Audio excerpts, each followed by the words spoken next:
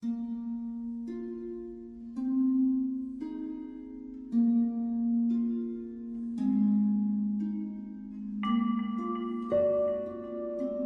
you ever thought about how women are shown in English literature? Specifically about their thoughts, their dreams, and their power to choose. Today, we'll compare the woman in the poem The Nymph's Reply to the Shepherd by Sir Walter Raleigh with Lady Macbeth by Shakespeare. Even though these two works were written just a few years apart, they show very different views of women at that time. Raleigh's The Nymph's Reply to the Shepherd is an Elizabethan poem that answers the unrealistic love promises and the passionate shepherd to his love. Meanwhile, Shakespeare's Macbeth is a Jacobin tragedy that tells a dark story about ambition, power, and the consequences of people's actions in the 11th century Scotland.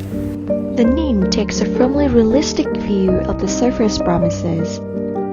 She acknowledges the beauty of what he offers, beds of roses and 1,000 fragrant posies, but she immediately questions how long these things can last. For her, time is the real truth. Flowers fade, seasons change, and desire never stays the same. She turns his dramatic images into a warning, saying, "Soon break, soon wither, soon forgotten, in folly ripe, in reason rotten." By repeating soon, she stretches how quickly pleasure disappears. She also reminds him that even the sweetest gifts lose their charm when river rage and rocks grow cold.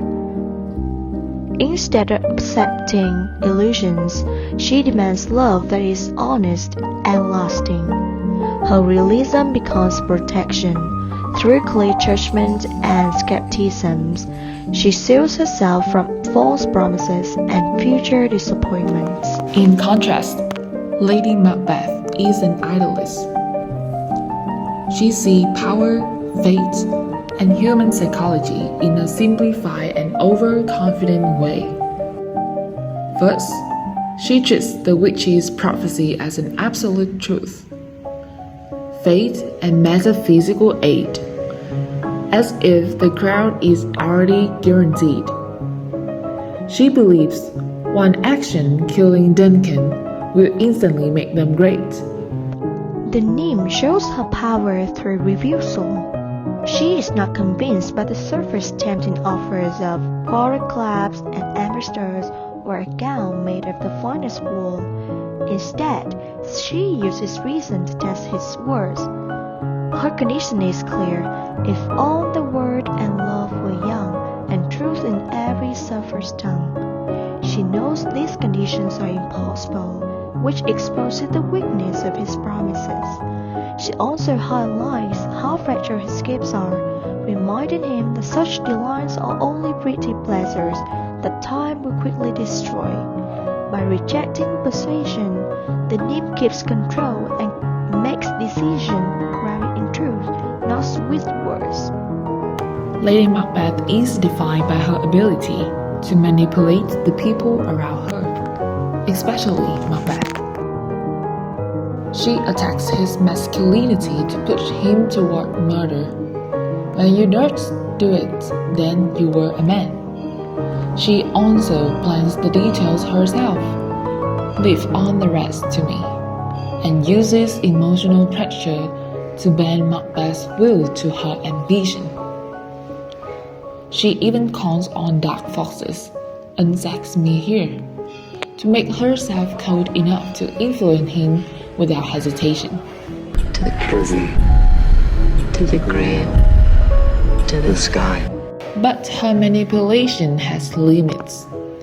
Once Macbeth becomes king, he stops listening to her, and the guilt she thought she could control returns to destroy her. The doctor's line, "More needs she, the divine than the physician," show that her manipulation ultimately backfires. leaving her alone with a conscience she can no longer silence. Both women show power and influence, but in different ways.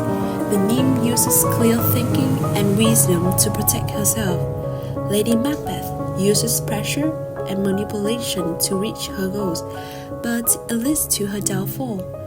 These works show that in British literature, women's agency can be a source of strength, but also a warning when it is used in harmful ways. In conclusion, the way characters see things and the choices they make shape what happens to them. The nymph protects herself by thinking clearly and refusing firm promises, while Lady Macbeth follows an unreal idea of power and ends in tragedy. These works remind us that wisdom, awareness, and making good choices are